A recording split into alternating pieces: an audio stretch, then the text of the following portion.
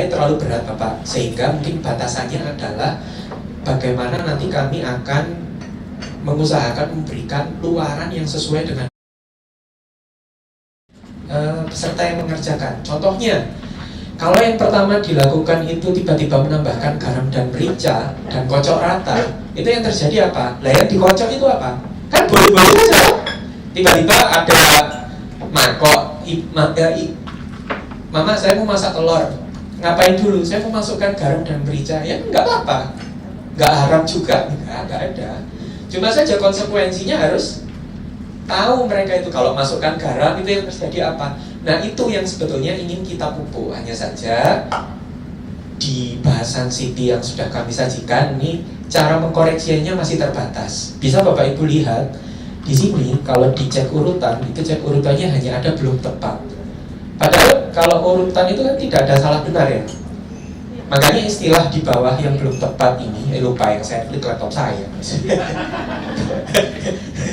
Karena kalau digeser ke bawah itu ada belum tepat, bukan benar atau salah, sehingga belum tepat itu berhubungan dengan konsekuensi. Bisa jadi telurnya gosong, bisa jadi telurnya tidak ada rasanya, gitu ya.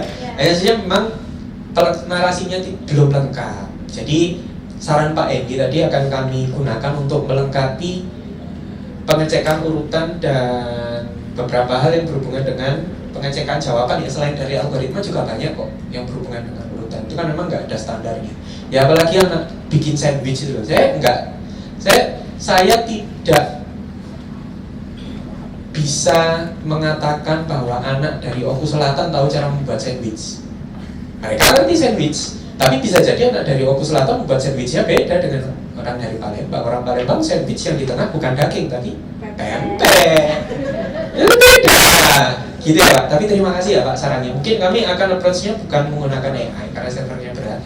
Hanya saja kami akan berbasis konsekuensi nantinya. Jadi kalau urutannya itu nanti tidak sesuai dengan yang diharapkan oleh modul Community Dashboard, nilainya sedikit, bukan nilai ya, asusannya bukan nilai, tapi konsekuensinya apa, kasusnya apa, telurnya gosong, nah gitu aja. Gosong kan nggak apa-apa kalau mau dimakan, nggak masalah, nggak ada yang salah, karena itu adalah pendekatan yang ingin kita lakukan. Kalau menggunakan computational thinking itu, nah terserah mau jalan pakai tangan itu loh, nggak apa-apa, nggak pakai kaki, itu gitu. Tapi konsekuensinya ya harus diambil.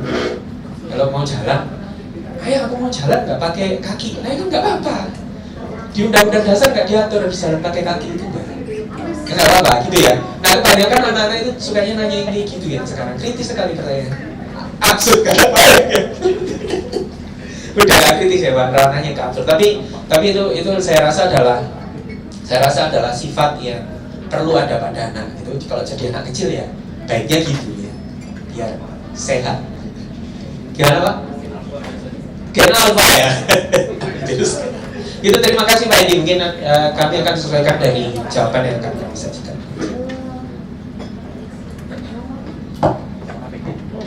Silakan lanjut materi aja Mas. Siap.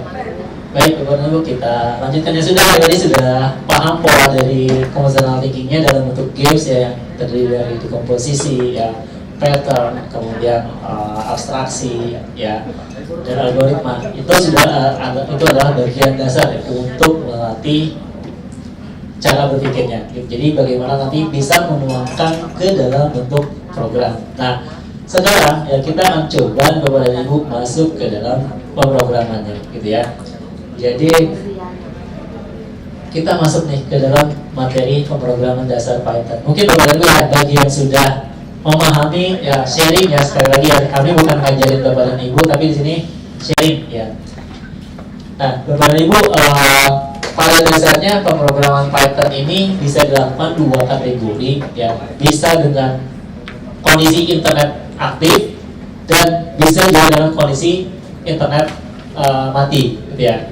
Namun persiapannya juga sama ya, sama-sama di awal butuh mendownload dulu, gitu ya, mendownload bagaimana software editornya untuk membuat programnya, bagaimana pemrograman Pythonnya harus diinstal terlebih dahulu ya.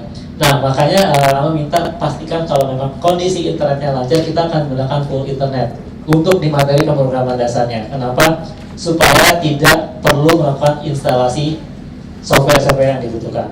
Namun ketika nanti ada masalah internetnya, ya baik itu menggunakan internet hotel ataupun internet catering sendiri ada masalah, kita alihkan ke dalam bentuk pemrograman offline-nya. Artinya ada yang harus diinstal, ya baik text editornya, baik Python, pemrograman Python-nya itu harus diinstal.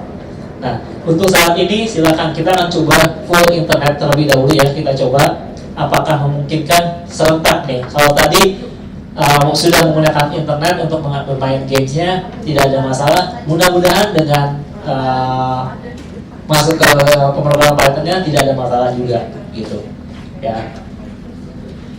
Nah, sedikit menjelaskan dulu Bapak dan Ibu ya. Apa sih pemrograman Python? Python mungkin bagi orang yang tidak memahami terkait pemrograman mungkin dia dianggap ular ya. Ya, jadi ada Python mungkin dianggapnya ular Python gitu. Ya, bagi yang tidak memahami gitu. Dan kalau kita berikan konsekuensi, kenal, kita tanya orang sekitar ya, kenal nggak Python? Ular pasti dia lihat. Tidak mungkin kalau menganggapnya adalah pemrograman gitu. Ya, tapi kalau misalnya kita jurusannya TKJ, misalnya RPL ataupun yang spesifik dalam informatika, dia bisa menjawab dua kategori. Bisa Python sebagai ular, bisa Python sebagai pemrograman. Tinggal studi kasusnya mau kemana kita menanyakannya seperti itu. Ya, ini adalah salah satu bahasa pemrograman tingkat tinggi yang mudah dipelajari. Ibaratnya ini adalah Python tools semua platform kita ya.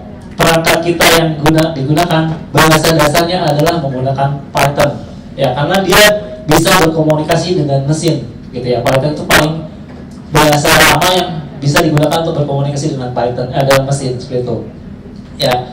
Sintaksnya sangat sederhana, kemudian juga digunakan ya hampir semua pemrograman untuk data science ya Python itu. Kemudian juga AI menggunakan Python dan juga ada web development ya. Intinya Python itu bagaimana mudah dibaca dan ditulis ya. Artinya bahasa Inggrisnya hampir menjadi bahasa Inggris sehari-hari gitu yang ditranslate gitu. Kemudian sifatnya gratis dan open source. Banyak library yang digunakan ya. Hampir semua library untuk AI itu ditulis menggunakan bahasa pemrograman Python ya, karena memang memudahkan ya untuk meringankan gitu ya. Kemudian juga komunitas Python juga sangat banyak gitu ya, sangat besar ya. Di Indonesia banyak komunitasnya, hampir tiap minggu ada pertemuan secara daring ataupun luring seperti itu. Nah, kenapa kita menggunakan Python ya? Bukan karena Kennedy Glassman-nya menyarankan Python, tapi di sini kita mengambil skemanya adalah satu untuk mempercepat belajar pemrograman ya, di mana tidak membutuhkan sintak-sintak yang lumayan panjang gitu ya, dan juga logika dan algoritmanya juga mudah untuk dilakukan gitu. Nah, di sini ya kita studi kasusnya adalah full internet ya. Full internet kami akan menggunakan salah satu fitur yang namanya Google Colab ya, di mana Google Colab itu adalah bagian alat ya untuk membuat program atau menjalankan program Python ya. Jadi cara menjalankan Python-nya ada beberapa opsi ya. Google Colab paling mudah tapi berbasis web, jadi harus full internet gitu. Ada juga Python dan idle ya, ini adalah salah satu tools yang digunakan untuk membuat pemrograman Python gitu ya, tapi harus di-download dulu semuanya. Ada juga Visual Studio Code yang ringan ya, tapi sangat powerful gitu. Atau Jupyter Notebook ini yang lumayan agak berat gitu ya. Kemudian juga dari sekian banyak ya, kita akan coba menggunakan Google Colab. Kenapa? Satu, tidak perlu ada instalasi ya, yang dibutuhkan hanya koneksi internet dan juga web browser gitu. Namun kalau kondisinya internetnya tidak stabil, mau tidak mau kita harus menggunakan beberapa alternatif tools ya. Yang pertama bisa menggunakan Visual Studio Code dan juga bahasa pemrograman Python-nya gitu. Ya, ini salah satu fitur ya ketika ingin belajar pemrograman Python, di mana perangkat kita juga berpengaruh.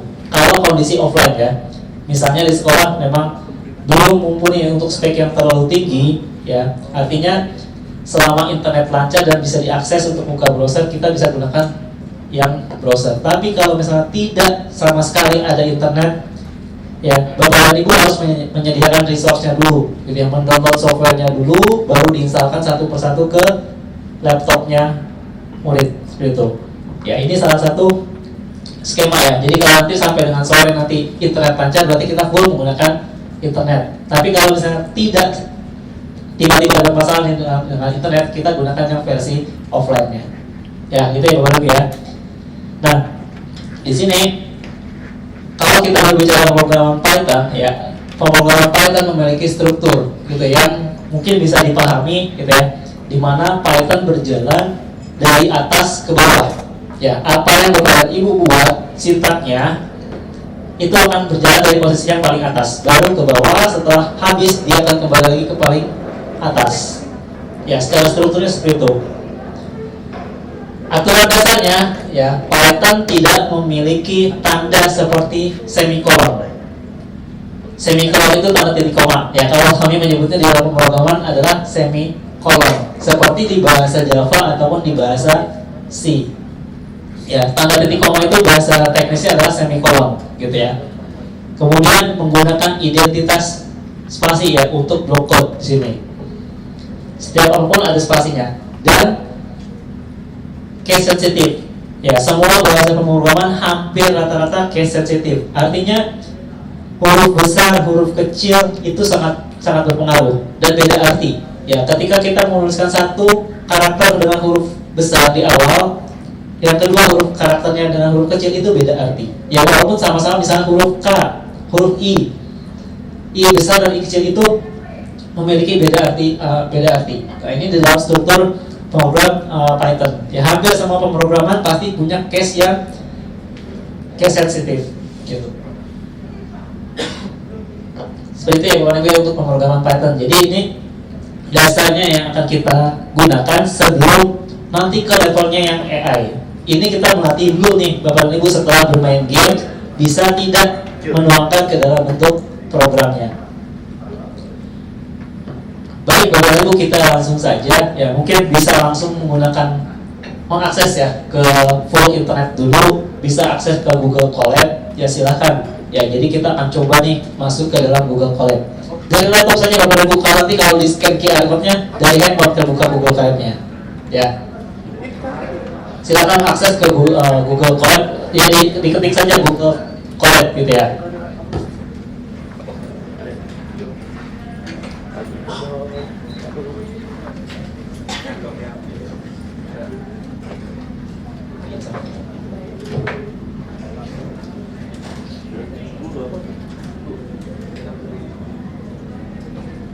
Ya, bisa diketik ya di Google Colab ya. Syaratnya hanya punya akun email Gmail ya, gitu.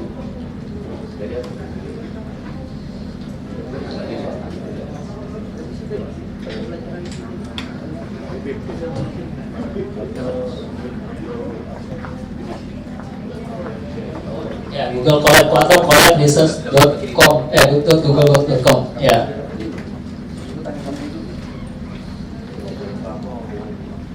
Silakan Bapak Ibu, kalau memang sudah terbuka ya atau sudah bisa mengakses, kita akan coba buat ya satu project ya sederhana dengan menggunakan Google Python.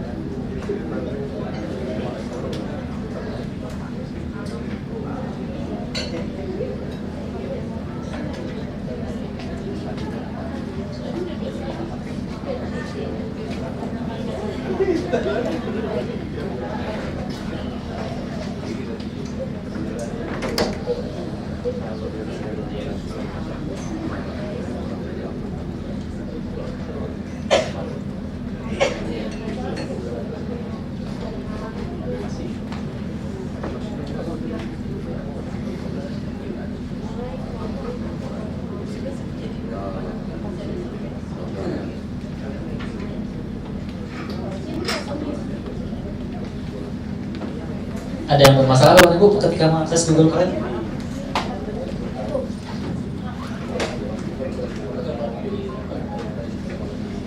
Google Colab. Ya. Google Colab.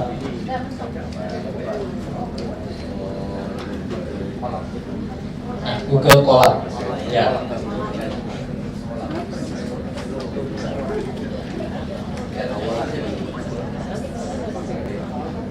Yes. Ini salah satu yang kenapa kami tidak mencoba untuk versi offline, karena ada beberapa step by step yang harus Bapak dan Ibu install untuk versi offline-nya, gitu. Ya, apalagi untuk mendownload softwarenya butuh waktu, gitu.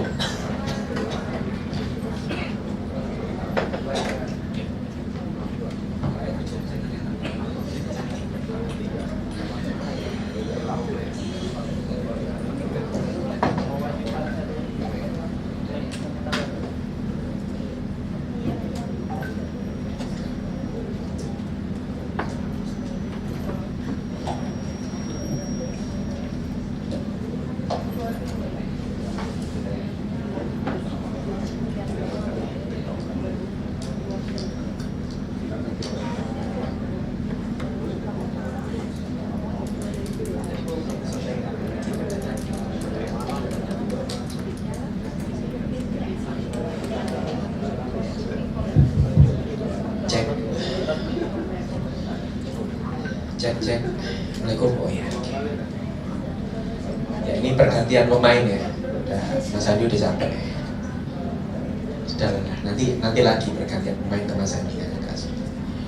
Oke, kita akan bermain-main pemrograman dengan saya. Tapi sebelum ke pemrograman, apa boleh salah ini? Saya tahu Bapak Ibu yang tidak memiliki background sebelumnya di IT, angkat tangan. Bukan dari lahir ya, keprofesionalan. Dari lahir saya juga nggak punya bakat IT ya. Saya sama Sandi. Oh ya, oke, terima kasih. Oke, terima kasih. Supaya saya bisa menyesuaikan narasi yang keluar dari mulut saya. Karena saya itu suka ngawur kalau terbukti tadi. Terbukti keceplosan ya. Ya, oke. Tadi teman-teman sudah buka Google Colab sebenarnya, bukan Google Colab saya. Nah ini ya, saya sudah buatkan program. Tadi tampilan awalnya seperti ini kira-kira. Gini ya? Ini ya? Oke. Jadi kita akan sedikit belajar karena ini nanti rencananya akan menjadi jembatan untuk bisa belajar programming itu bahasa Indonesia apa? Pemrograman berbasis blok ya. Jadi pemrogram tapi tidak pakai mengetik. Jadi kita harus merasakan susah-susahnya dulu. Baru nanti gampangnya belakangan. Gitu. Rencananya gitu. Tapi nanti kalau belakangannya nggak jadi gampang ya mohon diterima. Jadi kita setidaknya belajar sedikit-sedikit. Jadi untuk Bapak Ibu yang belum pernah belajar pemrograman tidak apa-apa, kita sama-sama belajar. Oke, seperti yang dijelaskan Mas Adi sebelumnya, ini adalah tampilan antarmuka dari Google Colab ya. Google Colab namanya Google Notebook. Jadi ini memungkinkan kita untuk membuat program dan belajar pakai bahasa pemrograman. Bahasa pemrograman itu banyak, seperti bahasa di Indonesia banyak, ada bahasa Palembang, ada bahasa Padang, banyak. Jadi bahasa pemrograman Python ini salah satunya saja. Kalau nanti mau tanya kenapa harus belajar Python, boleh. Tidak akan saya jelaskan, kalau ada yang nanya aja saya jawab. Oke. Mempelajari bahasa pemrograman Python ini menjadi hal yang dasar kalau kita ingin mengajarkan KKA, karena fundamental kecerdasan artifisial itu menggunakan bahasa pemrograman Python. Itu aja sih sebenarnya. Jadi ya mau tidak mau jadi belajar Python atau ular Python ya. Silakan disepakati mau disebut Python atau Python, boleh-boleh saja. Nggak ada keharusan harus Python gitu. Kalau sulit bilang Python, Python ya nggak apa-apa. Python gitu ya. Oke, Python. Karena kita belajar Python. Ya. Jadi, nah, pada bahasa pemrograman yang akan kita gunakan sebagai blok, begini, bahasa pemrograman itu adalah penjembatan supaya manusia itu bisa berkomunikasi dengan komputer. Dasarnya itu. Karena komputer itu tidak mengerti bahasa manusia, ngertinya itu cuma 0 sama 1 sebetulnya. Jadi angkanya itu mengerti angka, hanya saja angka yang dimengerti komputer itu cuma 0 sama 1. Udah itu aja.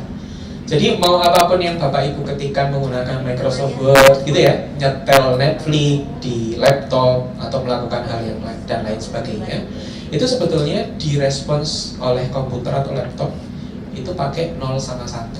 Meskipun kita ketikannya dengan bahasa manusia. Jadi mereka pakai translatornya mereka alias komputer ini. Nah, cara untuk berkomunikasi langsung menggunakan bahasa programan khususnya Python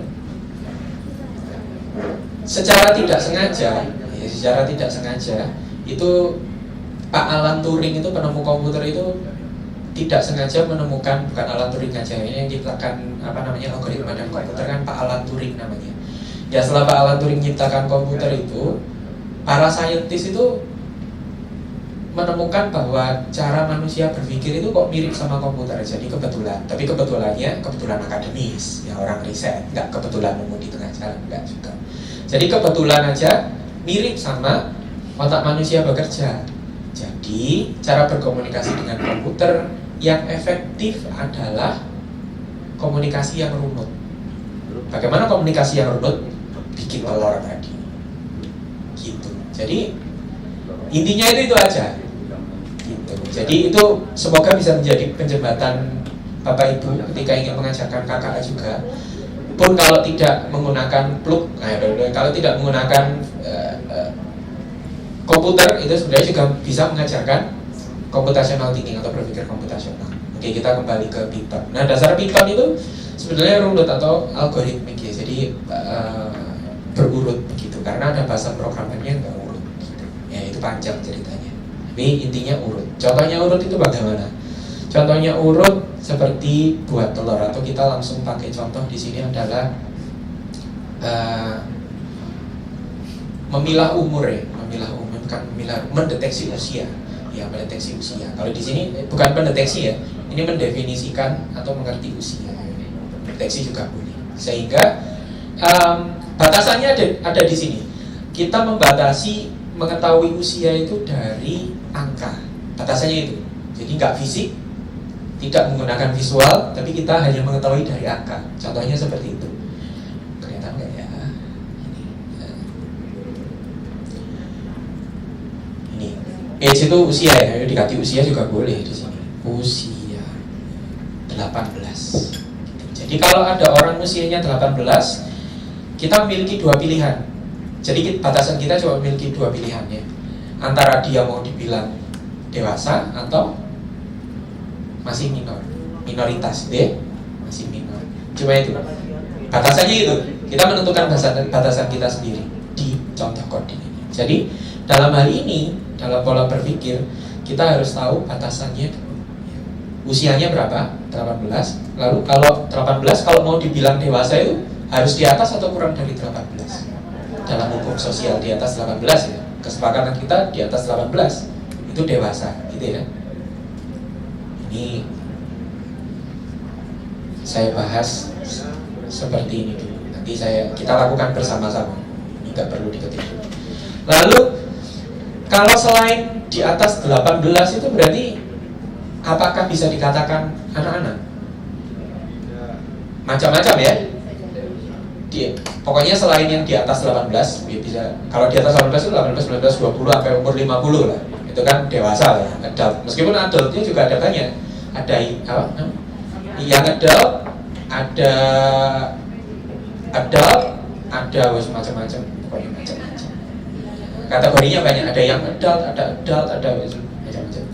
Nah, sehingga yang selain lebih dari 18 itu dikatakan anak-anak, bisa ya? Meskipun nanti ada toddler, itu ya, ada balita, ada remaja, ada preschool lah, macam-macam ya. Tapi kan yang jelas tidak dewasa, gitu ya. Sehingga di sini hanya ada dua ketentuan. Kalau bukan 18, kalau tidak di atas 18 berarti tidak dewasa. Nah, cara kita untuk berkomunikasi dengan komputer untuk menjelaskan itu tadi, ini tadi yang kita sepakati bersama bahwa memiliki usia di atas 18 itu dewasa. Cara memberitahunya ke komputer dengan menggunakan Python itu seperti itu. Jadi kita tuliskan dulu usianya berapa. Ini saya hapus, ini boleh ditiru. Nanti ada contoh di paparan yang akan saya contoh. Kita buat yang namanya usia. Tapi sebelum kesini tadi tampilannya dari sini yang berbeda ya. Silakan klik New Notebook.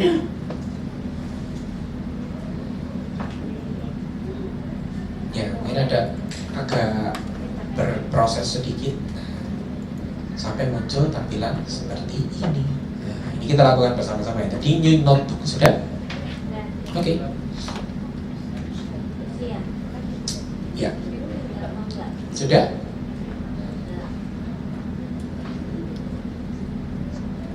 Iya betul. Udah? Nah kalau sudah di rename dulu namanya, ini di atas. Jadi kalau kita buat notebook itu selalu ada nama file atau nama perintah. Contohnya di sini apa dikasih apa? Nama apa namanya? Usia. Deteksi usia. Jadi silakan di rename. Kelihatan nggak? Yang di pojok kiri atas di rename saja kecuali yang tulisan IP NB ini. Jadi ini ditulis deteksi usia. Ada kesepakatan tidak tertulis. Kalau kesepakatan tidak tertulis dalam pemrograman itu nggak boleh pakai spasi kalau memberi nama. Jadi kayak gini tuh kalau di spasi haram hukumnya. Meskipun nggak diazab juga di alam barzah nggak diazab juga, cuma jadi nggak bisa jalan aja filenya. Jadi untuk mengatasi kerancuan itu biasanya kami menggunakan huruf besar di setiap kata-kata yang ada. Deteksi D-nya besar atau menggunakan ada yang begini juga. Udah, pokoknya di rename deteksi usia. Mau sama boleh, biar tidak bingung. Sudah? Oke. Aman? Nah, wah ini harusnya nggak muncul nih Mas Hendro, tiba-tiba ada generate video, ketahuan ini gimana ini.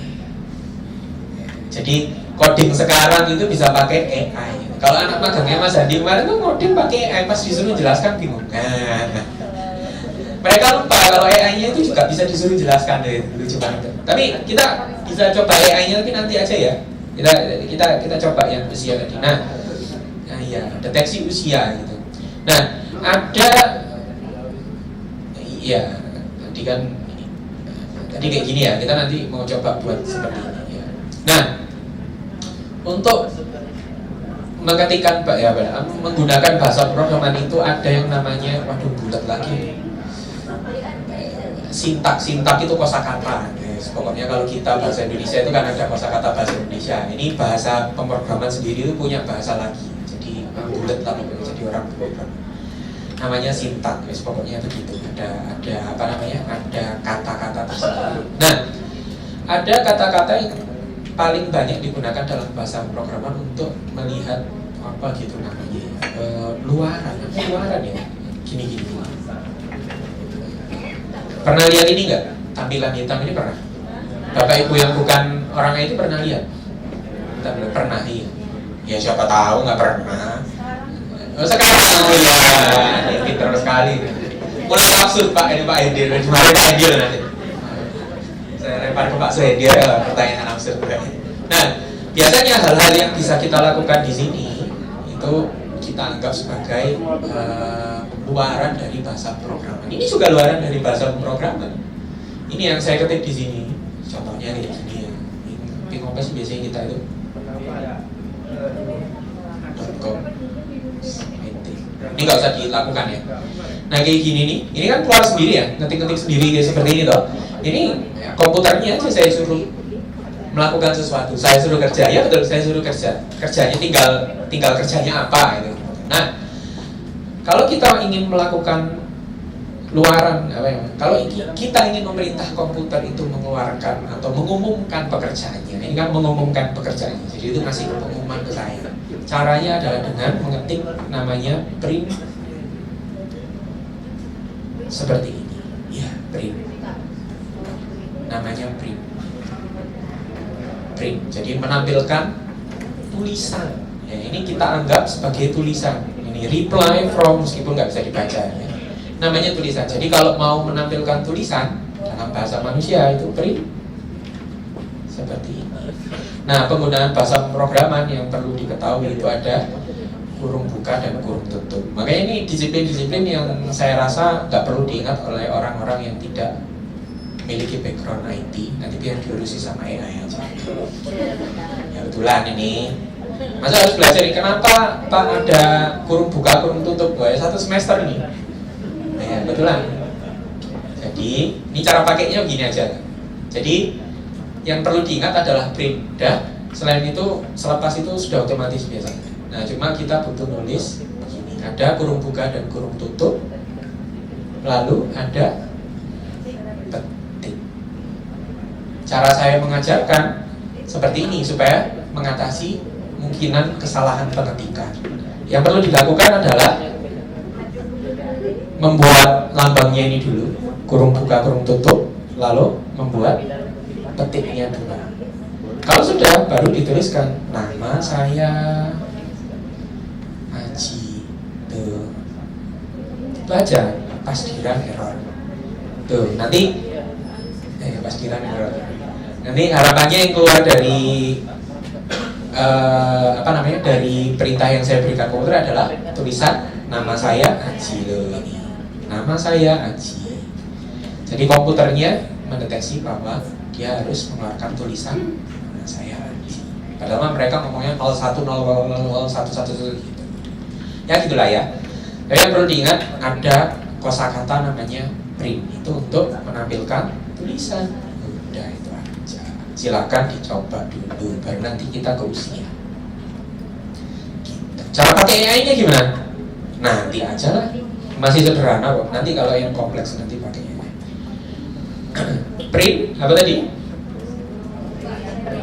Ya, nah kalau mau gampang akan muncul secara otomatis kalau kita ketikkan dan agak tunggu sebentar ya.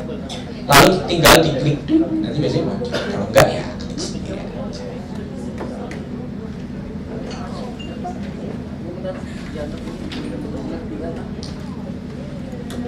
Kalau ada yang mau ditanyakan, silakan langsung ditanyakan daripada nanti di tengah-tengah.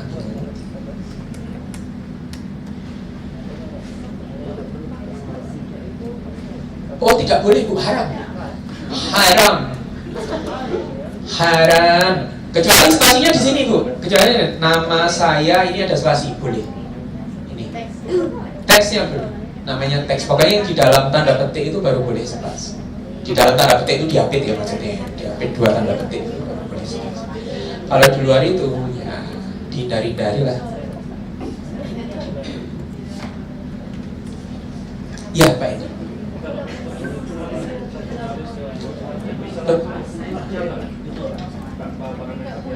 Ada sih biasanya import link gitu Pak namanya. Tapi untuk penyederhanaan Google Colab memang satu. Tapi kalau kita mengetik di dokumen lepas itu ada satunya di atas yang tadi ya import link. Udah itu aja.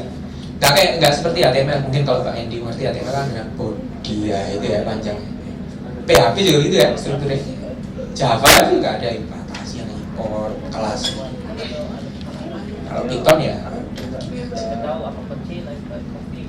sama nggak ada semikolon itu tadi. Kenapa? Iya.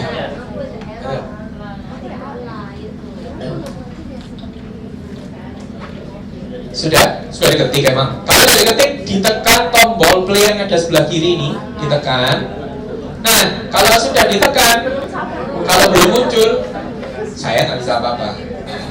Lebih baik Anda berserah diri ya pada Allah Subhanahu wa Ta'ala. Nah, itu maksud saya misalnya sama koneksi internet ya. Sebagai pengumuman ini saya sama Mas Hadi menggunakan tethering. Kami tidak menggunakan koneksi wifi di sini. Jadi kami tidak tahu sekencang apa ya Mas ya koneksi di sini. Jadi kencang ya. Oh gitu ya. Semakin yakin saya kalau tidak kencang maksudnya. Ya itu ini. Sudah iya betul sama kelasnya sudah juga bisa jadi. Jadi di play ya bilangnya di play juga boleh. Kami menyebutnya run atau di jalan. Jadi ada tombol play di sini. Dan itu aja. Dan ini mencetak ini ya, apa namanya ya, Bapak Ibu guru IT baru ya, supaya bisa merebut lapangan pekerjaan guru-guru IT. Jadi nggak perlu hire guru IT ya, tugasnya.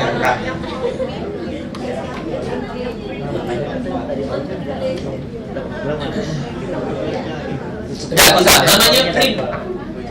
namanya print gitu. Sudah? Oke, kita mainan yang lain. Kita mulai dari tadi ya, mendeteksi usia.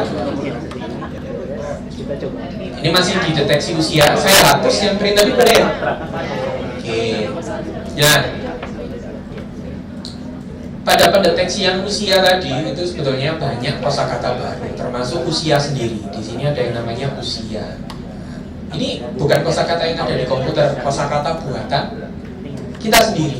Nah, kosakata yang kita buat sendiri itu komputer menyebutnya dengan nama, mereka istilahnya komputer itu namanya variabel. Nah, ini mau nggak mau harus tahu. Namanya variabel namanya.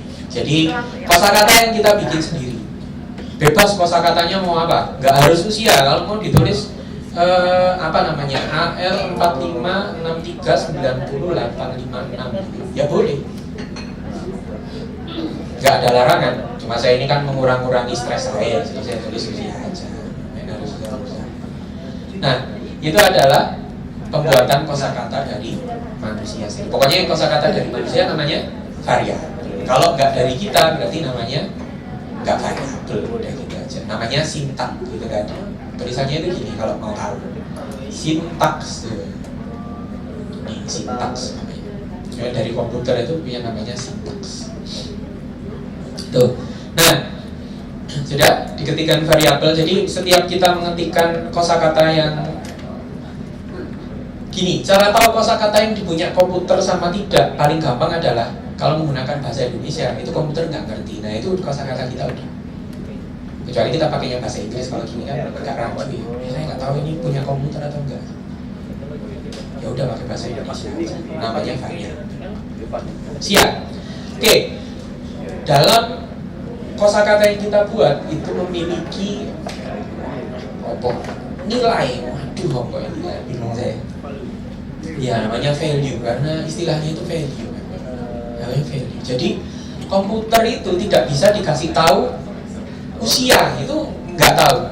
Jadi usia itu harus melambangkan nomor tertentu, setidaknya nomor. Contohnya, kalau kita ngerti manusia itu mengerti usia itu bukannya dengan umurnya manusia, ya sudah berapa tahun dia hidup di bumi, gitu ya. Di luar bumi nggak tahu.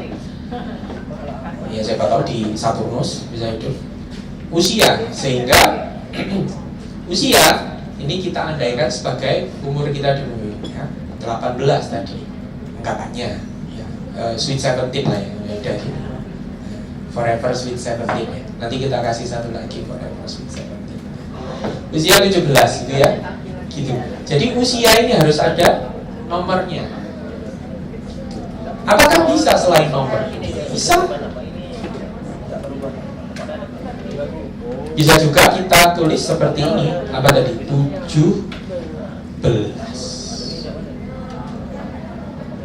Boleh.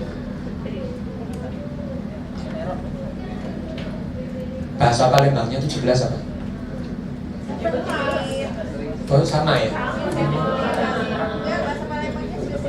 Oh iya, udah Sweet 17 udah. Sweet 17. Hah? Gak bisa O belakangnya. Oh. Gak pakai. Gini, boleh juga. Gitu ya.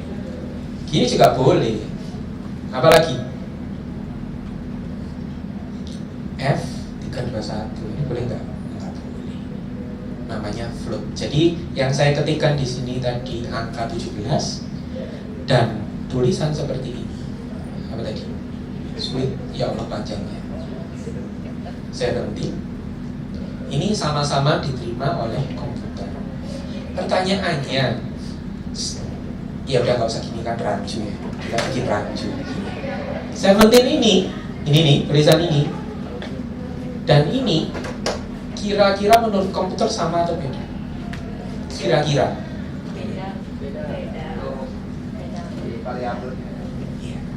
Menurut Bapak Ibu yang tidak informatika beda atau sama? Angka sama huruf beda. Kira-kira aja. Pakai insting. Beda. Jadi berbeda ya dengan manusia kalau berbicara. Manusia itu ngerti ditulis 17 sama ditulis 17 itu ngerti maksudnya 17. Komputer nggak seperti itu. Ya. Gunanya algoritma itu gitu. Jadi makanya kenapa mecah telur itu bisa jadi hal yang sangat mengesalkan itu perkara itu doang. Komputer juga nggak bisa bedakan angka 17 sama tulisan 17 itu nggak bisa bedakan. Ya apalagi suruh mecah telur ya nggak bisa lagi ya. Masak telur goreng ini ya bisa. Jadi harus kita berikan urutan per urutannya, bahkan urutan yang kita nggak pernah pikirkan sampai saat ini. Jalan dulu ke dapur, ngambil telur, nggak pernah mikir kan? Nggak pernah. Itu komputer harus kasih tahu hal-hal seperti itu karena bukan manusia. Tapi contohnya inilah ya usia. Nah, hal yang saya tuliskan di sini ini namanya tipe data. Tipe data itu ada banyak. Manusia itu mengerti banyak tipe data, tapi yang digunakan secara sosial hanya dua. Namanya string sama integer. String itu tulisan. String itu begini. Benang. Ya. Bahasa Inggrisnya benang itu string sama integer namanya. Ini dari istilah matematika. Ini kalau bicara secara panjang. Jadi kalau string itu kan ini apa tadi? 17. Kalau ini ya 17 ini. Nih. Namanya tipe data. Itu dulu aja. Tipe datanya yang sering dijumpai itu ada dua. Ya toh. Kalau string itu tulisan ya, bentuknya itu alfabet, itu string namanya. Ya, entah tulisannya itu bisa abjad A sampai Z atau tulisannya pakai aksara lain itu juga bisa. Tapi integer. Tapi kebanyakan sih pakai ini ya, apa namanya, pakai abjad biasa. Jadi ya tulisan apapun bahasa Arab itu integer, aksara Arab, aksara Islandia, Nordik integer, Hangul integer juga. String. Kalau saya cerita tadi integer, string namanya string. Gitu ceritanya tuh gitu. Dah, tuh namanya string. Jadi kalau saya lihat tulisan Point Coffee ini berarti string untuk komputer. Integer, kamu harus cerita. Integer itu yang berupa angka. Kesepakatan dalam dunia global, angka yang kita gunakan itu ada basis. Ya, jadi kalau kita hitungan, kenapa angka yang kita hitung itu dari 0 sampai 9? Kan bukan 1 sampai 10, 0 sampai 9. Karena bilangannya berbasis 10 desimal. Itu kesepakatan seluruh dunia pakai desimal. Jadi kalau desimal itu bulatan 10. Ya mau nggak mau harus tahu ya jadinya. Yang jelas integer ini adalah bilangan yang basisnya 10. Jadi ya yang kita hitung sehari-hari. Kalau basisnya nggak 10, ada angka lagi namanya float. Ngetik apa sih saya? Float. Nah, float itu adalah bilangan yang bisa ada koma di dalam. Jadi 3,25 itu float. Kita menggunakan itu juga. Tipe data lain yang kita gunakan sehari-hari itu namanya float, atau satu lagi ada yang namanya double. Itu untuk yang koma-koma 2,5, 3,5 gitu. Bis ya, tapi kita bahas sudah ya, kita bahas string sama integer. Tuh, jadi kalau manusia itu memahami banyak hal, komputer itu cuma memahami satu hal saja. Komputer cuma baca 01. Jadi nggak bisa komputer itu ada koma itu baca langsung, nggak bisa. harus ada tipe data. Oke, berbicara mengenai tipe data, nanti ada referensi yang akan digunakan di blog programming, jadi mau tidak mau harus saya bahas. Nah, tipe data yang nilainya paling valid untuk mencerminkan suatu angka itu integer. Kalau kita ingin menampilkan angka tapi menulisnya 17, ini tidak valid 17. Karena kan komputer nggak ngerti kalau ini 17. Jadi lebih baik kalau mau menggunakan angka atau value-nya angka, kosakata yang kita gunakan adalah kosakata yang berisi integer. Kecuali kita membahas kosakata yang lain. Nanti kita bisa bahas. Tapi yang sekarang pendeteksi usia ini dulu. Jadi kita buat sebagai manusia, kita tahu tolak ukurnya yang harus tahu adalah usia dulu. Masalah tinggi badan, berat badan, rambut putih atau hitam itu nggak kita bahas, meskipun bisa masuk. Jadi kita kasih rambut boleh aja, nggak usah tapi terlalu rumit hidup ini. Gitu ya. Usia dulu batasannya. Lalu untuk mempertimbangkan apakah usianya terlalu tua atau terlalu muda, pakai pertimbangan yang namanya if else. Ini ilmu pertimbangan komputer. Istilahnya adalah if else. Lah, isinya pemrograman itu dari dulu sampai sekarang berpuluh-puluh tahun isinya cuma if else. Kalau enggak ke kiri ke kanan, kalau enggak ke atas, kalau enggak serong, kalau enggak pokoknya isinya kalau enggak semua. Gitu. Enggak ada yang benar salah, enggak ada. Pokoknya tahu-tahu komputernya meledos. Meledos itu apa? Meledup ya. Meletup itu dia. Meletup ya. Jadi nggak ada yang salah. Adanya error. Gitu. Error itu nggak salah, cuma nggak jalan aja. Gitu. Ya. Namanya if else. Gitu. Nah ini adalah perandaian yang digunakan oleh komputer. Ketahuan ya? Di sini ngetik udah langsung ketahuan ya. If else. Itu AI-nya terlalu pintar ya. Yang langsung muncul ya, nggak jadi ngasih tahu nanti. Loh, dia langsung muncul loh. Saya nggak ngapa-ngapain. Ya. Ini adalah pendeteksian usia. Ya, jadi kalau usianya lebih dari 17 tuh, contohnya boleh buat KTP, boleh beli rokok sendiri di Indomaret, Alfamart juga boleh, warung ngagam juga boleh. Kalau tidak 17, tidak atau belum boleh atau belum bisa membuat KTP gitu. Jadi perandaiannya begitu. Jadi cara menggunakan if else adalah tinggal diketik if-nya if gini. Lalu yang digunakan untuk pendeteksian kosakatanya apa tadi? Usia. Jadi jika usianya kalau boleh buat KTP itu lebih dari mulai 17 ya berarti ya. Berarti lebih dari sama dengan 17. Maka, nah, gitu. Ulang ya, gampang. Cara nginget itu gampang, tinggal diulang aja berkali-kali.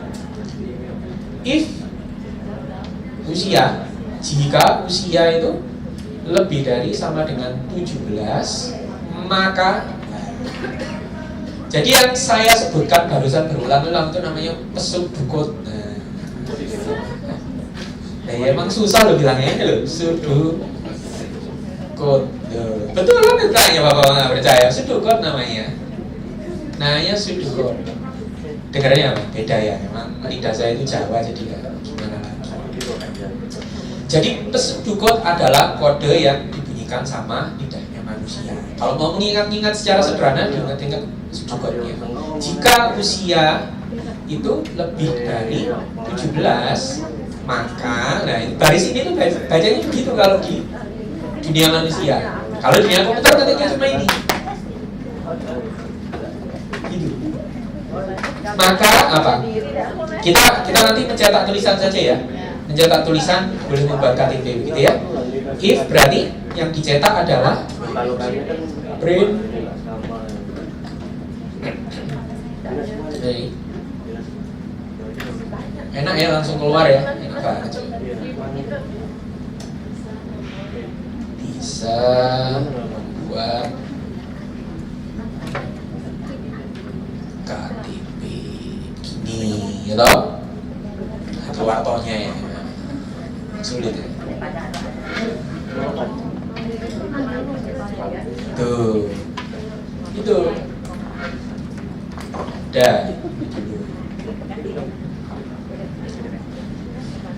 Pertanyaannya, pilihan itu kan harus lebih dari satu ya. Nah, kita nggak bisa bikin satu itu kalau menggunakan jika itu ya, kalau pakai satu kan aneh. Sehingga pilihan yang lainnya, percabangannya bisa menggunakan yang namanya LC. Memang pasang ya, apa itu? Sekance namanya. Itu apa? Sejodoh itu. Oh, sekance, oke. Sekance ya. Bestie, Gen Z banget orang. Apa tadi? If kalau tidak umur 17 berarti tidak bisa membuat KTP. Oh. Belum bisa membuat KTP. Jadi cara penulisan else-nya else. Apakah membutuhkan definisi yang lain? Definisi itu ini. Jika usia lebih dari 17, maka bisa membuat KTP. Jika tidak, butuh definisi lain tidak? Enggak. Tidak. Karena yang ingin ditampilkan ya udah selain 17 saja. Kecuali membutuhkan definisi lain, maka kita bisa ketik di sini sama seperti di atas. Usianya berapa? Dengan KTP kategorinya cuma ada 2, lebih 17 atau kurang. Kecuali yang lain. Udah itu dibahas. Kalau seperti ini tinggal dieksekusi. Oh salah ini loh. Else. Saya lupa malah pakai.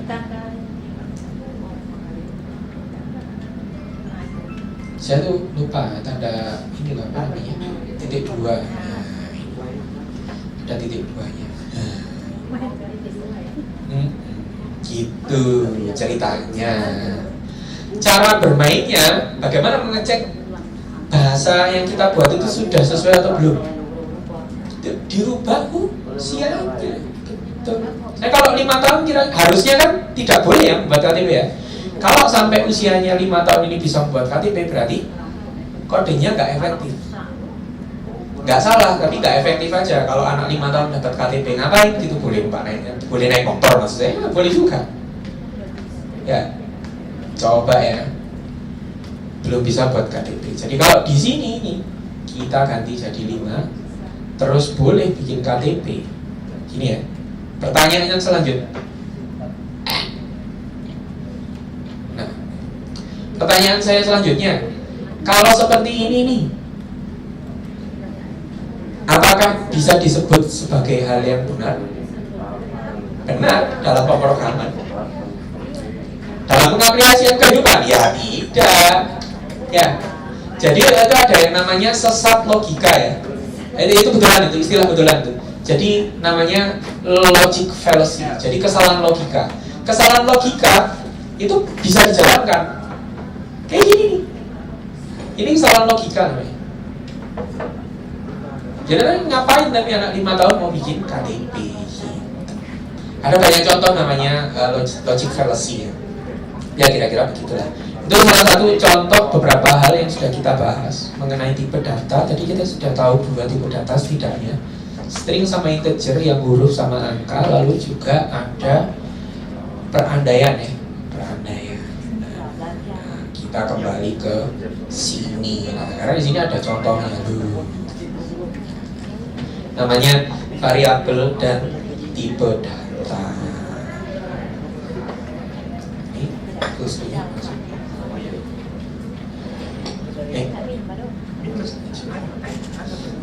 Nah, gitu. Udah nggak usah. Mau dibaca boleh, isinya sama seperti yang kita lakukan barusan. Udah. Masih dicoba? Ini nggak usah diingat-ingat ya, ini bukan untuk diingat. Nggak, ngerti aja cukup udah. Ini nggak usah diingat. Yang ini ya, variabel dan tipe data. Karena sudah ada tuntunannya di editor yang kita buat.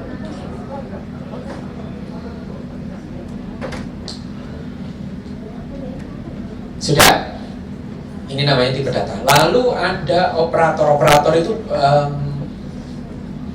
operator matematik, plus minus apa namanya, bagi, sisa, kurang itu operator matematik, kita bisa melakukan hal itu di pemrograman. Contohnya ya tinggal ditambah plus dan minus saja di dalam program yang kita buat. Nah ini bisa if usia 17 plus 2 gitu. Ya tapi ngapain ya, yang bisa ditulis 19 ya contoh doang. Itu operator matematik ya. Ada minus, ada plus. Nanti contoh kasusnya bisa kita coba bersama-sama. Ini udah ya, variabel dan tipe data. Loh, tau ada operator matematika loh. Mau dicoba sendiri? Penambahan. Jadi kalau mau bikin kalkulator, kalau teman-teman pernah lihat softwarenya Microsoft Windows yang ini 7 tambah 7 itu biasanya jadi tugas yang dikasih ke anak IT tuh. 7 ditambah 2 gini lah. Nah, ini dioperasikan dari bahasa pemrograman yang muncul di sini. Mau dicoba kita buat penjumlahan di sini? Kita coba ya. Kita buat variabel apa? Anggaplah kita ingin membuat kalkulator yang sangat sederhana yang cuma bisa mengeluarkan satu angka aja. Pertambahannya juga terbatas. Jadi bilangan yang dibutuhkan untuk menambahkan atau melakukan operasi matematika itu ada berapa? Minimal berapa? 2 ya. 2 karena kalau 1 kan ngapain gitu, nggak dilakukan begini. Jadi kita buat kosakata baru namanya bilangan. Terus yang ini berapa? Kita bisa masukkan angka seperti ini. Nah bilangan yang satunya namanya apa? Kan sudah ada bilangan. Jadi nggak boleh namanya kosakata itu tidak boleh sama. Jadi kita buat yang berbeda. Bilangan 1 ini boleh, bilangan 2 ini juga boleh. Bilangan 2 itu maksudnya bilangan kedua ya. Atau mau menggunakan angka ya boleh, tapi nanti saya takutnya rancu. Dan kalau sudah, bagaimana cara mencetak bilangannya supaya sudah keluar kasih ini? Ya udahlah, udah ketahuan gitu. Itu caranya. Lah kira-kira silakan dicoba.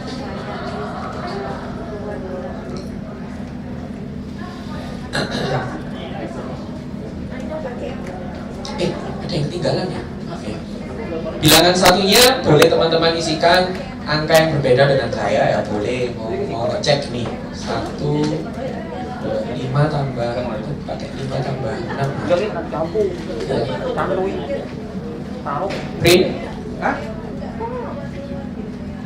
Apa itu? Kenapa itu? Oh telepon, maaf. Jadi kalau ingin menampilkan hasil dari penjumlahan atau operasi matematika yang kita lakukan, tinggal pakai print, gunakan operasi matematika di antara variabel yang kita ketikkan di print. Jadi mencetak. Jadi itu sebetulnya isinya gini, 5 tambah 6.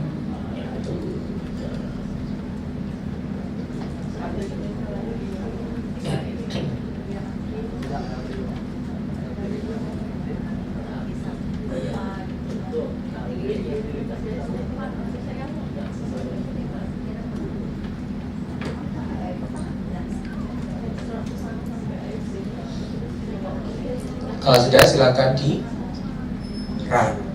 Udah hasilnya 11 ya. Ya ini mah gak usah dihitung juga, komputer juga lebih ngerti dari kita ya. 5 tambah 6 dan 11. Sudah? Oke.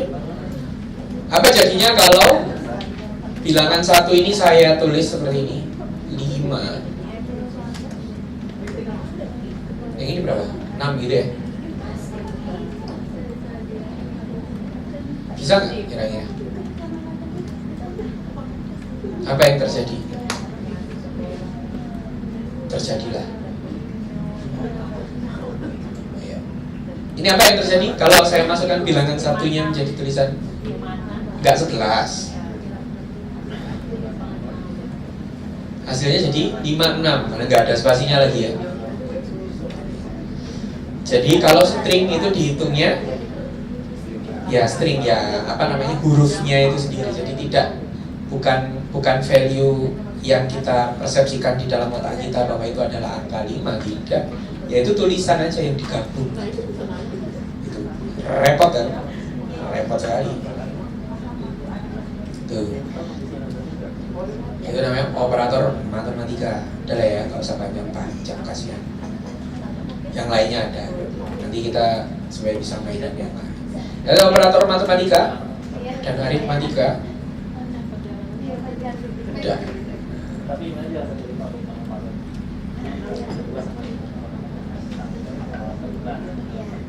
Iya.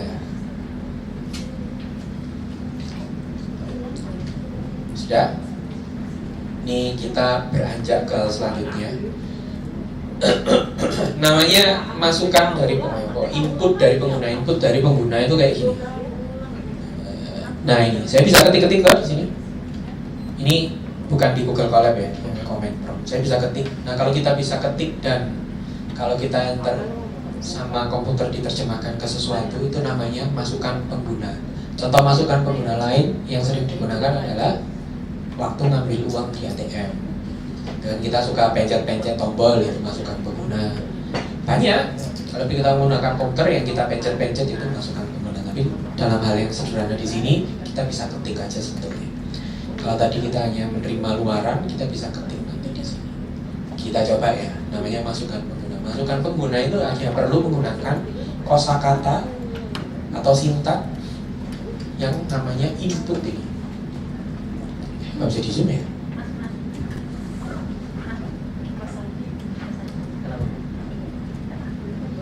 Input, nah ini pakai input. Ya. Kita coba ya, kita coba ketik plug. Coba silakan diketik pada Google Colab-nya masing-masing. Di halaman yang sama tadi ada teks usia tadi, pakai ini aja. Mari coba pakai ini. Nilai sama dengan ketik sesuai ini aja. Nggak bisa di zoom sih. Nah, gimana caranya supaya bisa zoom? Gini. Gini ya. Ya. Diketik dulu. Nilai sama dengan INT. INT itu apa? Kependekan dari integer. Ya, kependekan dari bilangan bulat tadi. Integer itu bulat, bukan desimal ya, saya salah. Bilangan bulat maksudnya.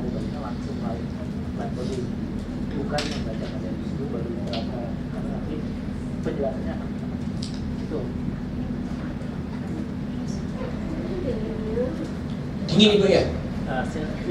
Mana nggak ada, wah ini salah lagi. Ini nggak kode ya ibu ya, maksud saya bercandaan. Aslinya dinaikkan maksudnya. Diketik dulu, nanti kita bahas.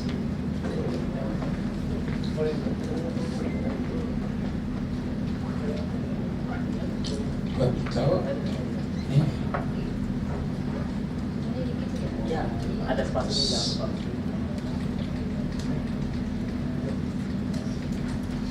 udah dinginan apa? Oh 18 soalnya gua. Pesertanya ya. Saya mah karena ngomong enggak. Kalau saya diam berarti. Narsumnya kepanasan. Mana?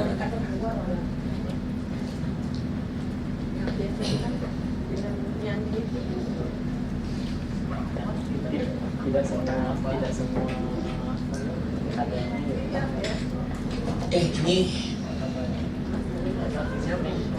ini nggak usah diketik loh ya outputnya ya. Ini loh mas, kan saya nggak bisa zoom gini loh, kalau zoom ketutupan soalnya. Ini 2 baris ini, saya nggak bilang juga saya yang salah. Ini 2 baris ini aja. Output mah tidak usah, output ini luaran maksudnya. Kalau ketik ini hasilnya itu ini gitu. Sudah diketik 2 ini? Udah, oke. Kita buktikan ya. Loh, tapi saya belum ngetik. Keluarnya apa? Ya, masukkan nilainya. Berapa? Nih, ketawa. Sudah ketik tadi. Ini. sudah masuk ke pemrograman dasar, coba main yang tadi coba baru kode yang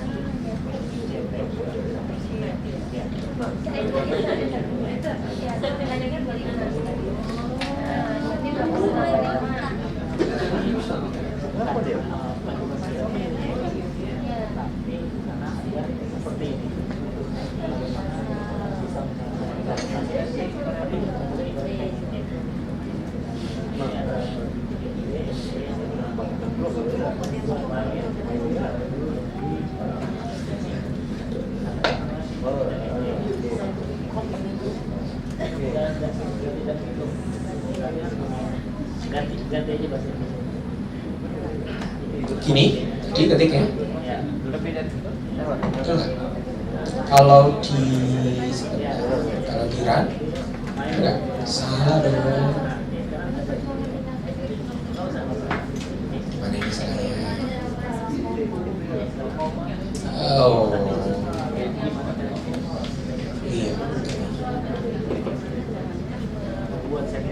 pencet. Ayo,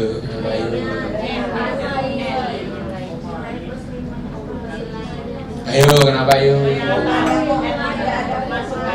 Masa sih?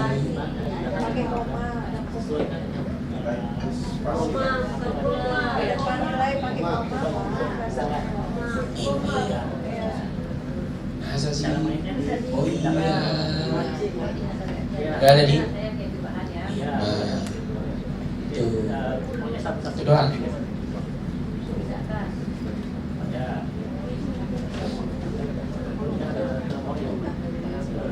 Tapi apa? Ya, 10 menit. Oke. Sudah? Nah, yang mau saya bahas adalah apa hasilnya kalau saya melakukan ini? Salah. Gini aja. Bisa.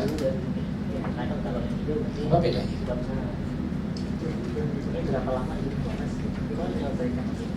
Sama-sama bisa? Tidak? Masa? Baik. 5 ya? Oh, error.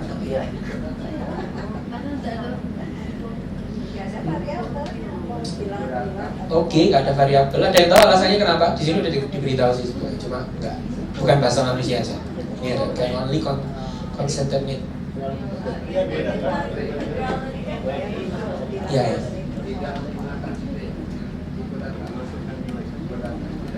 Ya, jadi variabelnya nggak ada, tidak menggunakan tipe data. Jadi komputer itu saking polosnya, dia itu tidak akan mau menambahkan hal yang tidak sama dasarnya. Contohnya, kalau mau menambahkan itu harus hal yang sama-sama string atau sama-sama integer. Integer tadi. Jadi kalau mau integer ditambahkan dengan integer, ya nggak apa-apa. Harus integer juga. Ya masalahnya muncul ketika masukan saya apa ini? Yang bisa saya ketikkan di sini dideteksi sebagai string, sebagai tulisan. Jadi maupun saya ketikkan angka seperti ini, dibacanya itu tulisan. Bingung, mulai bingung. Apakah angka itu bukan tulisan? Ya, tulisan. String itu apa ya? Ya tipe data sih, yang nggak bisa dibilang tulisan juga. Cuma tidak dibaca sebagai angka itu. Jadi 5 ini tidak dibaca sebagai angka 5, dibaca sebagai huruf. Ya nggak ngerti komputer bacanya huruf apa, tapi dibaca sebagai huruf. Menurut komputer loh ya, bukan menurut kita. Menurut komputer dibaca huruf. Sehingga kalau kita ingin menjumlahkan dengan nilai yang lain, itu masukannya harus integer. Sehingga kalau dari string atau dari dari huruf 5 ini mau diterjemahkan menjadi angka 5, yang perlu dilakukan adalah melakukan konversi. Keren sekali bahasa Indonesia. Ditranslate kayak pakai Google Translate begitu. Namanya konversi data. Caranya cuma pakai gini, INT. Nah, ini namanya bahasa kerennya konversi ini casting. Ya nama doang udah tahu. Begini ceritanya tuh. Oke. Jadi sama-sama intelligent. Ini tidak akan menjadi masalah. Ini nih input masukan nilai ini tidak akan menjadi masalah kalau di sini nilainya ditambah 5. Berapa sih tadi? Tuh, ini nggak masalah, bisa jalan. Tapi ya program apa ini tulisan? 55 nggak ada. Cuma programnya betul-betul nggak error. Kayak gitu ya. Itu sedikit mengenai casting. Tantangan dari saya selama 10 menit adalah buat masukkan umur. Jadi kalau usianya 17, nanti keluarannya adalah di usia. Enggak kok saya yang kerjakan. Keluarannya adalah nanti di sini usia tadi sudah bisa buat KTP.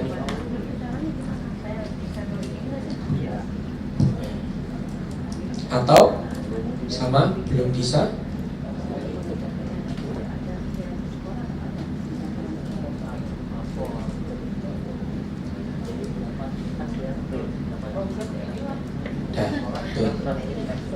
Syaratnya adalah itu tadi. Jadi kita harus masukkan usianya berapa dengan angka tentu saja. Masukkan usia kamu terus ketik gitu ya. Kalau kita mengetikkan 18, yang keluar adalah boleh membuat KTP. Kalau kita yang ketikkan 5 belum bisa membuat KTP. Tadi kan belum ada inputannya.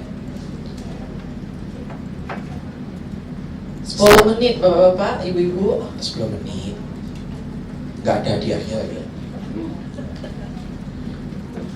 Hadiahnya dapat aplaus.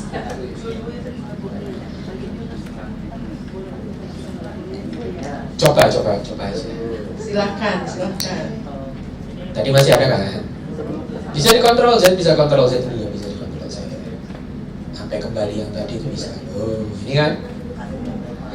Bapaknya hilang biasanya nih. Terus supaya 17-nya ini kita ketikkan, nah itu aja.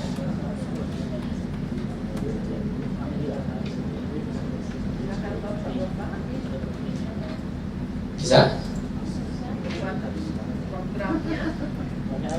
Kopas saja.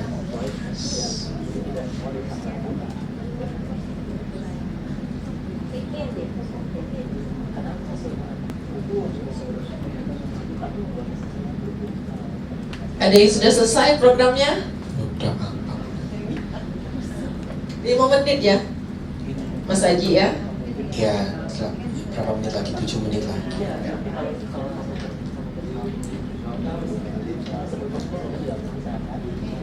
Jadi buat luaran bisa atau belum bisa membuat KTP, tapi dengan masukan kita sendiri. Kita ketik itu masukannya, bukan dari kode. Bisa? Iya, apa-apa. Ini nih. Benar. Ada lihat buktinya dulu. Yes. Nah ya. Oke. Nah ini sudah ada, Mas Haji. Silakan berdiri dulu. Tapi kayak mana teman-teman yang mau lihat hasilnya? Iya. Hasilnya juga sama soalnya.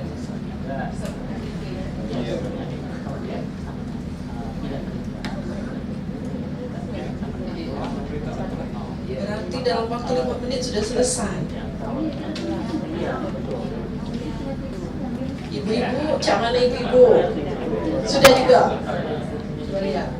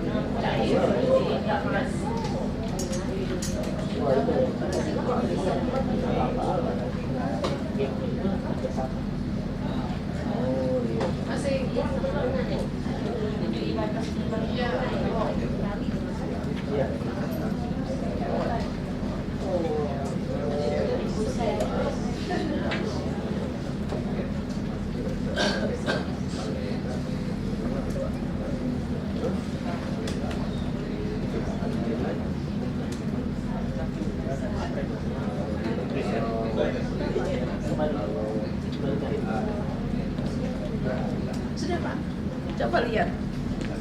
Lihat ini hasilnya Pak.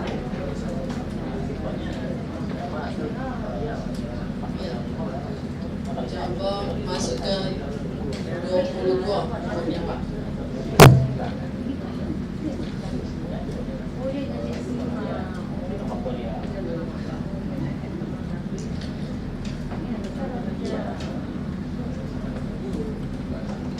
Bisa?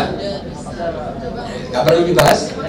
Aduh, ibu-ibunya di belakang masih. Udah gitu aja.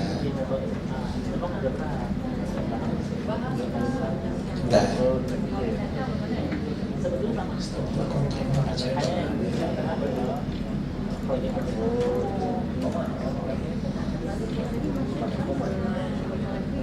Rata-rata sudah bisa Mas Haji.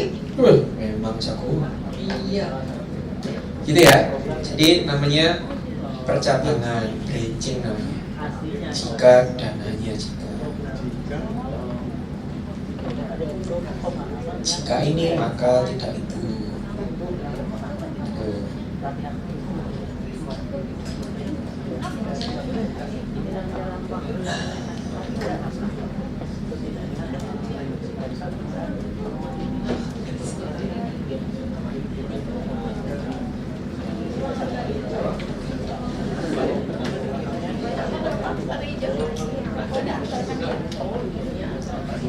Kok bisa sampai istirahat?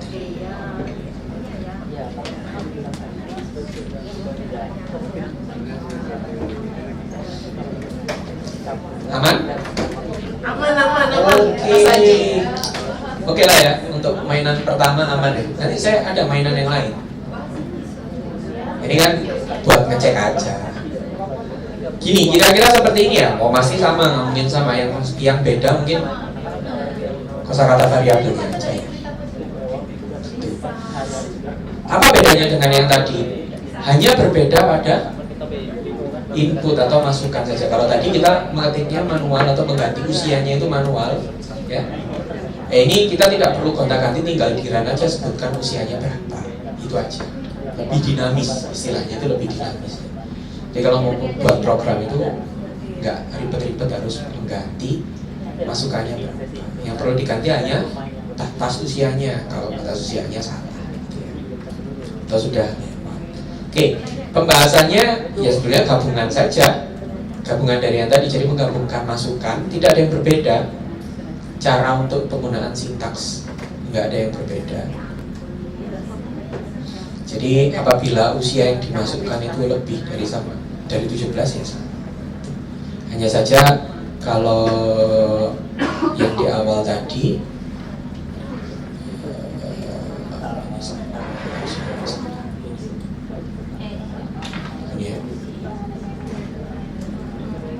kalau yang awal tadi kan seperti ini, usia sama dengan 17 gitu ya, dengan 18. Jadi kali ini kita melakukan inputan langsung. Begitu, itu namanya inputan, masukan user. Sama kayak kalau kita membuat kalkulator. Nanti aja mainan yang lebih susah nanti. Oke, kita sudah belajar branching alias percabangan alias if else namanya. Tadi kita sudah belajar if dan else. Kalau percabangannya lebih dari 2, jika ini kan bacanya jika 17, kalau enggak 17. Tapi ada lagi kalau jika 17, terus jika umurnya namanya elif namanya. Elif namanya. Kalau usia kurang dari berapa? 7 tahun. Ini jadi yang berbeda. Sekolah dulu. Ada yang namanya elif. Usia berapa? Satu lagi apa? Kurang dari, lebih dari, ya berapa sih? Kurang dari 17. SMP itu berapa sih? Kurang dari 13 ya. Ya bisa.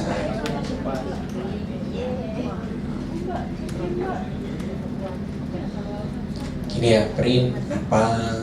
Jadi kondisi percabangan yang lebih dari 2 itu bisa menggunakan sintak atau kosakata komputer yang namanya elif. Ini kepanjangan dari else, if.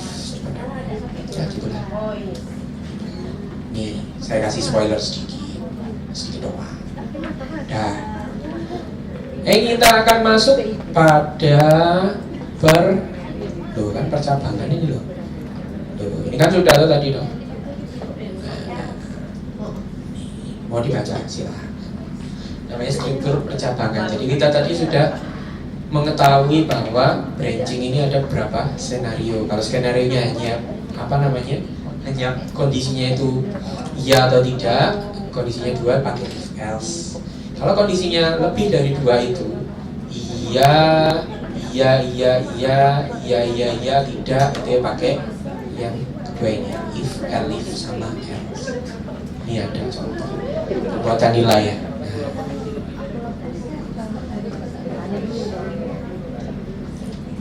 Saya merekomendasikan untuk mencoba mengetik ini. Silakan diketik. Kalau nilainya lebih dari 90, ini penilaiannya, maka mendapatkan nilai A. Kalau lebih dari 80 nilai B. Kalau lebih dari 80 nilainya B. Kalau lebih dari 70, lebih dari sama dengan 10, dan seterusnya. Tinggal diketik saja. Masukkan nilainya, tetap menggunakan input. Jadi tidak usah pakai nilai yang statis seperti ini. Pakai yang tadi aja, yang apa namanya? Yang kita ketik di komputer ya. Itu nggak usah dihapus. Jadi tambahkan ini ganti. Silakan dicoba.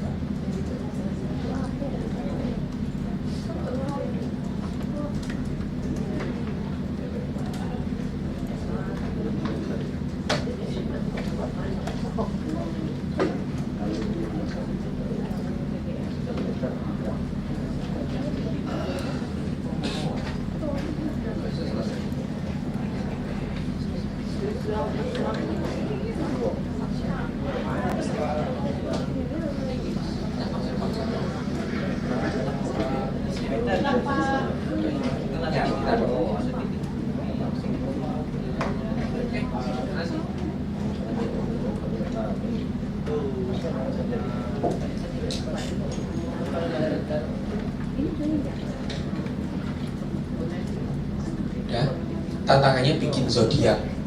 Kalau lahir di tanggal 22 Juni zodiaknya apa?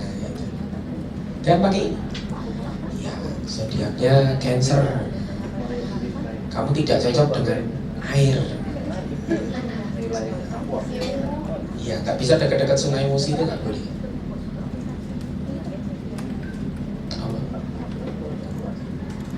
Nggak pakai nilai soalnya.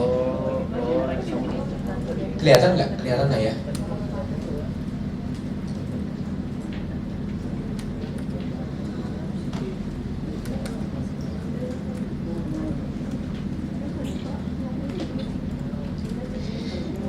Python. Kalau yang pernah pelatihan teknisi kakak itu namanya apa? RDK. Kalau pelatihan RDK 3 bulan ya, official tadi lupa. Ibu yang pelatihan ikut teknisi pelatihan kakak 3 bulan ibu ya. Diajarkan bagaimana mengkode Python juga, itu membuat RPP ya seperti ini juga. Ya, tidak harus menggunakan Google Colab, itu tidak harus ya. Pakai Google Colab ada. Oke. Berarti dasar-dasar algoritmanya sudah dapat. Tinggal penerapan ke siswanya. Gak apa-apa ibu. Dapat sama ngerti itu 2 hal yang berbeda, gak apa-apa. Saya nggak nanya ngerti gak apa-apa. Saya juga nggak ngerti-ngerti amat ya. Kadang lupa baca itu. Iya. Sekali lagi, ini saya sama Mas Hadi sih yakin kalau Bapak Ibu bisa. Pertanyaan selanjutnya, Bapak Ibu bisa membuat peserta didiknya mengerti tidak, itu pertanyaan yang berbeda. Loh, iya, karena saya sama Mas Hadi ngomong sama Bapak Ibu itu gap usianya nggak jauh. Nah kalau Bapak Ibu ngobrol sama peserta didik, ya beda, nggak bisa seperti saya ini. Kemungkinan pendekatannya mungkin nggak efektif, ya mungkin loh ya. Bisa jadi backgroundnya harus diganti, nggak merah, apa mau menggunakan aktivitas yang lain. Nah itu yang kami serahkan ke Bapak Ibu. Outputnya yang jelas seperti ini. Dan dicoba, yakin. Berhasil tidak? Hah? B nilainya, kalau 80 B, kalau 91 apa? Oh ya. Kalau 89 BCD B ya. Oke, itu namanya perca banget dengan banyak pilihan. Apa sih istilahnya? Nested. Apa nested? Bersarang. Nested tidak bersarang. Sarang ya. Dia bersarang. Sarang itu ya. Oke, udah? Jadi coba kan? Ya udahlah, saya percaya. Orangnya percaya. Tidak perlu ada penjelasan kan? Gak perlu, ini elif ini singkat yang berbeda saja. Iya, LIP. Oke ya, lanjut kita ke hal selanjutnya, yaitu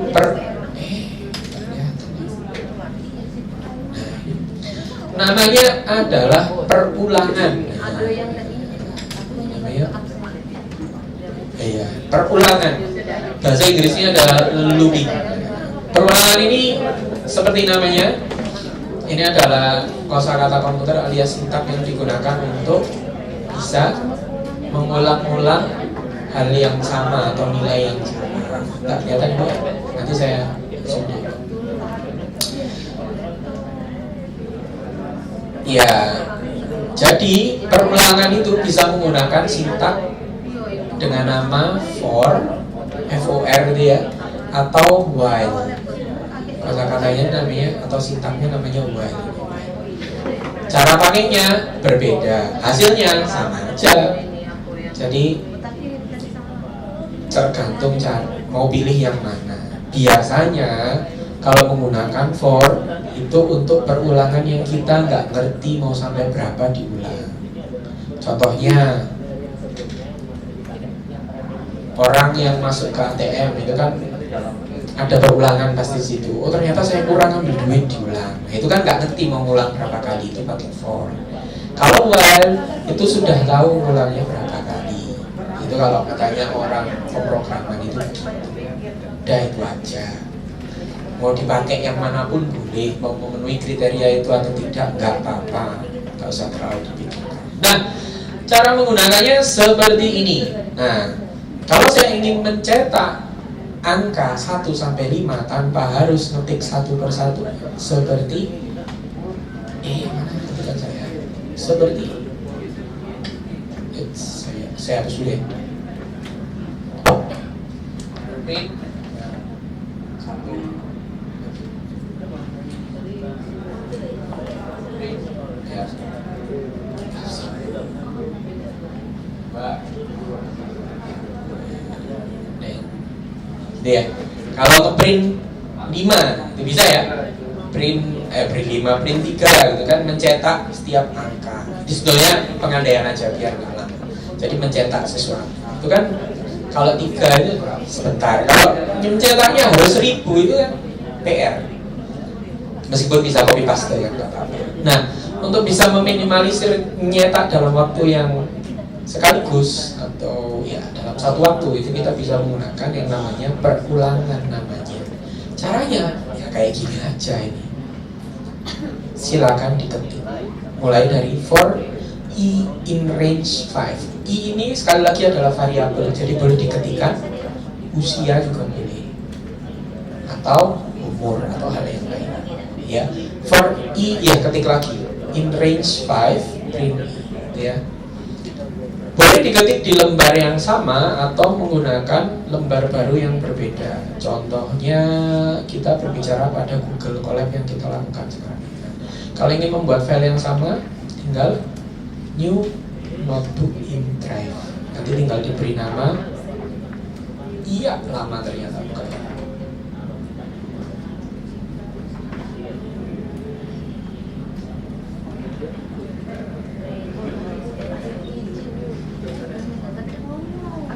Atau bisa gini aja nggak apa sih?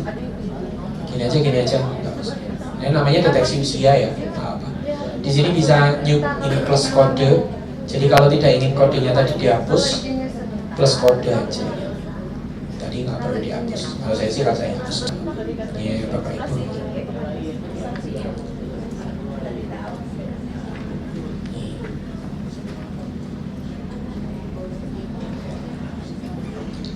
Tadi yang harus diketik adalah ini. Nih. Cuma 2 baris.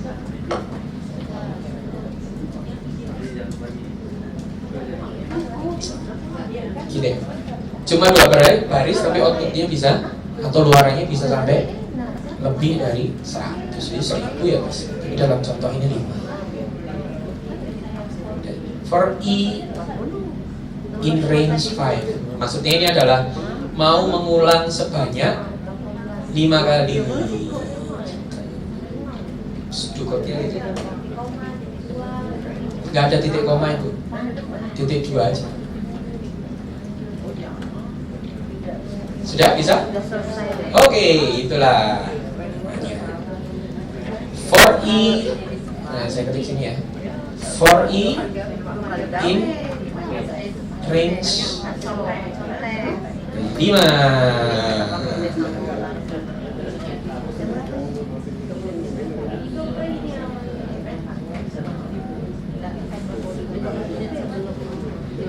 Oh tadi print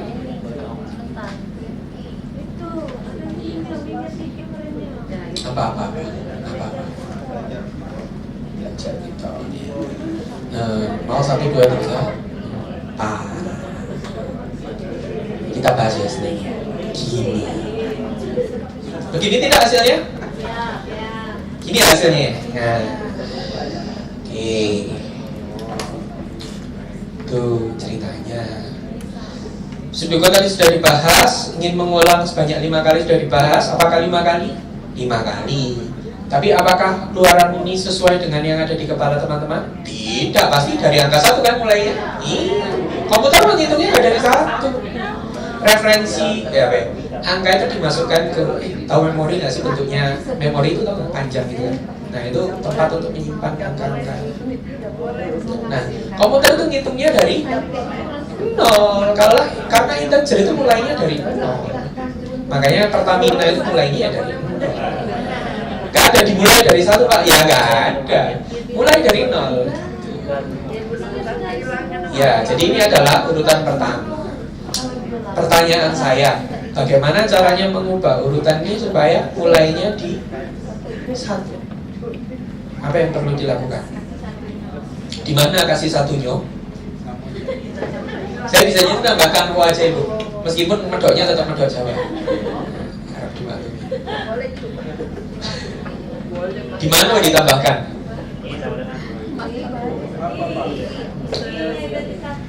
I-nya sama dengan di sini. Oke, coba ya. Ya, jadi orang programmer itu harus dicoba. Oh, ternyata bukan. Namanya kalau bukan invalid keyword argument. Jadi argumentasinya nggak bisa dipakai. Katanya.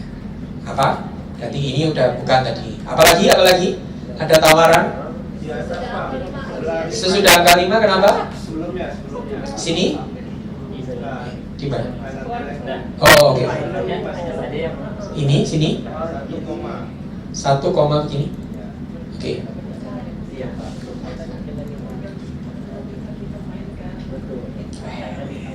Sampai 4 atau berapa? Berapa? 1,6. Tadi ada bilang I plus 1. Benar ya? 1,6.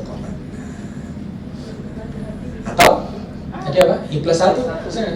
Maaf, kepencet. I plus 1.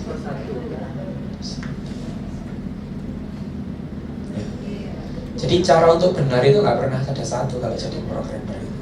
Mau ngetiknya di atas ini berapa tadi? 1,6 juga boleh. Mau I plus 1 juga boleh. Nggak ada yang benar mutlak, itu nggak ada. Terus bedanya gimana? Bedanya nanti di beban memori laptop. Di beban memori komputer ya, di beban memorinya. Itu aja permasalahannya.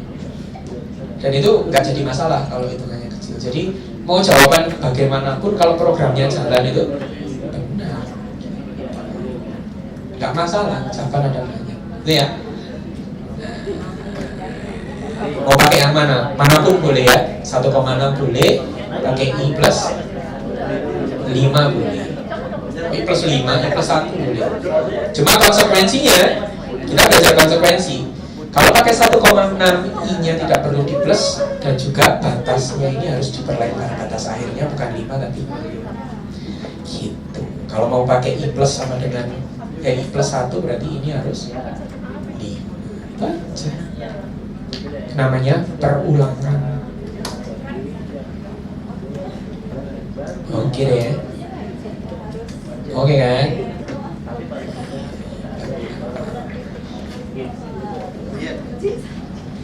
Oh iya, kenapa?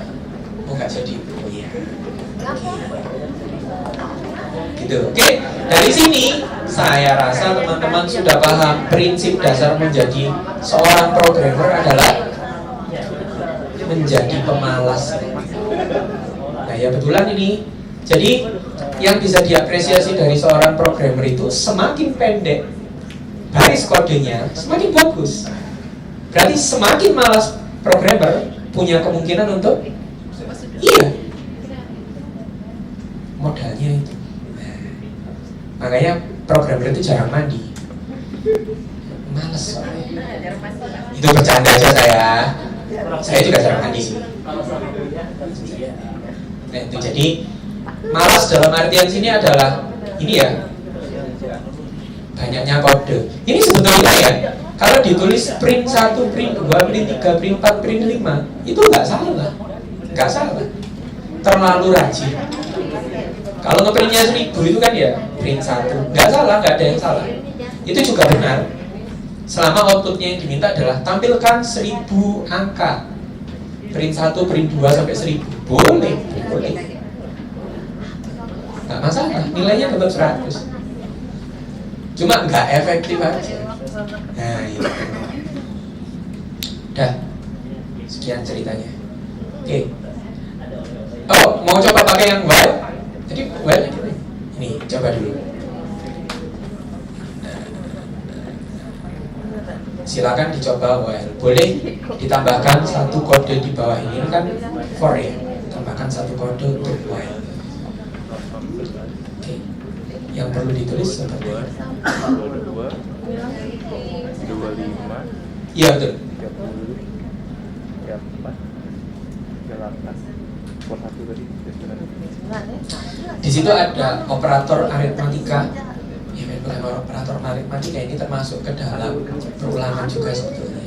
I plus sama dengan 1. Nanti kita bahas kalau sudah dikembangkan. Ini baru masuk.